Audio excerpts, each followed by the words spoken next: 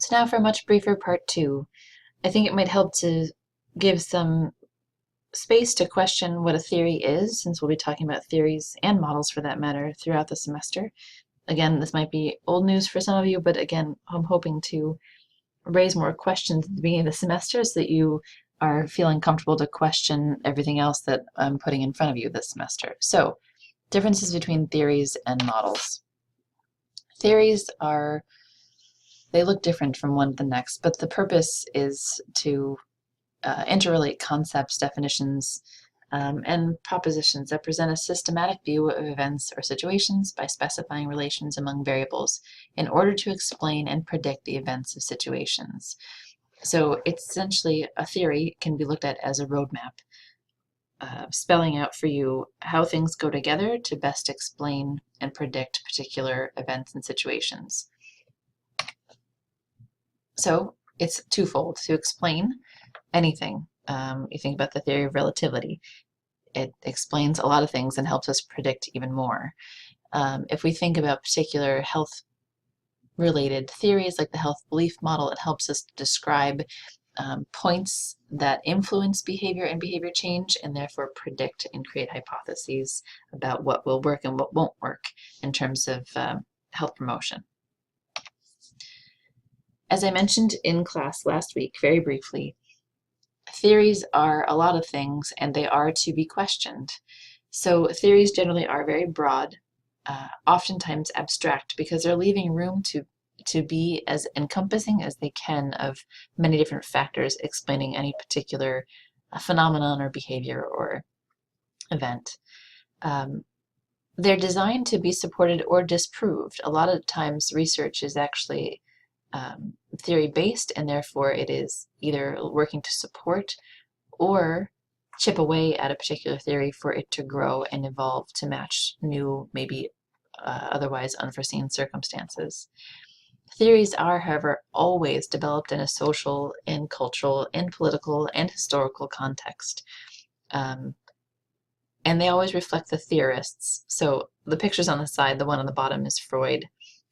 Two in the middle are very famous psychology gurus, and the top is one of my favorite cartoons about Pavlov.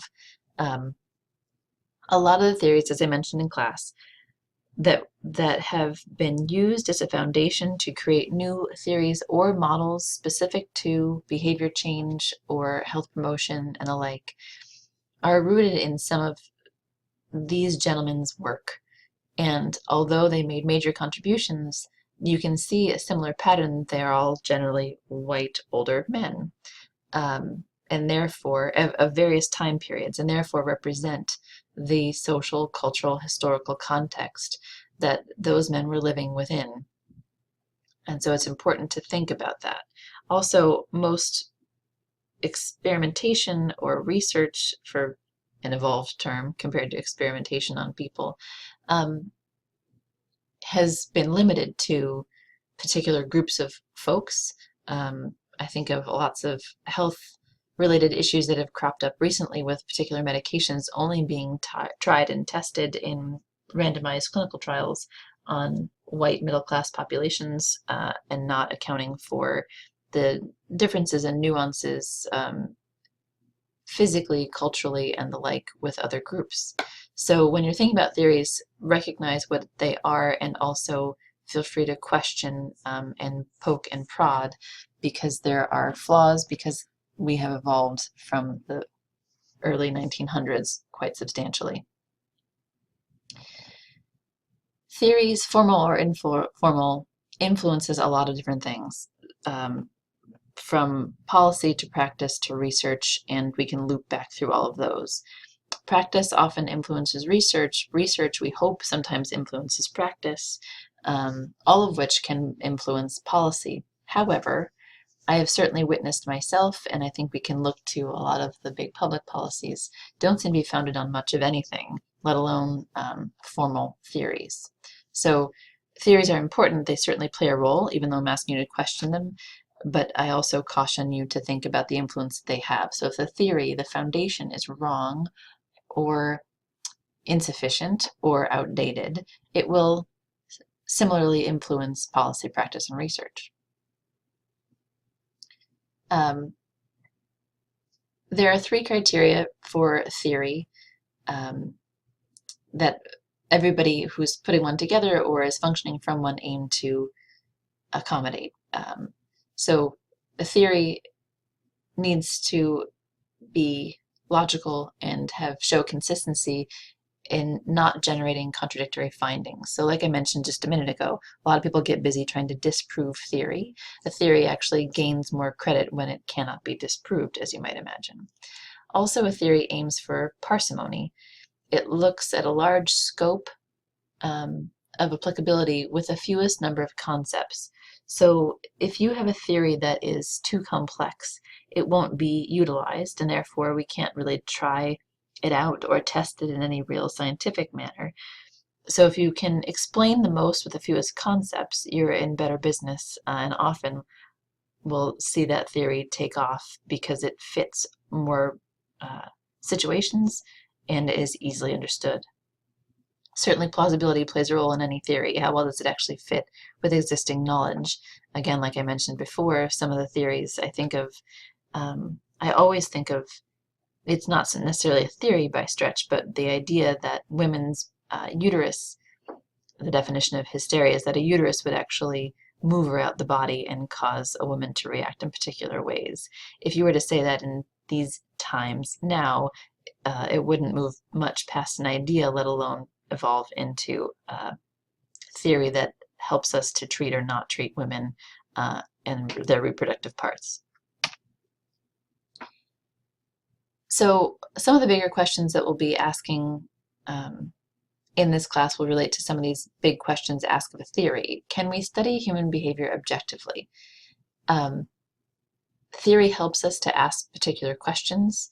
Sometimes it's in contradiction to a theory that we're asking a particular question about human behavior.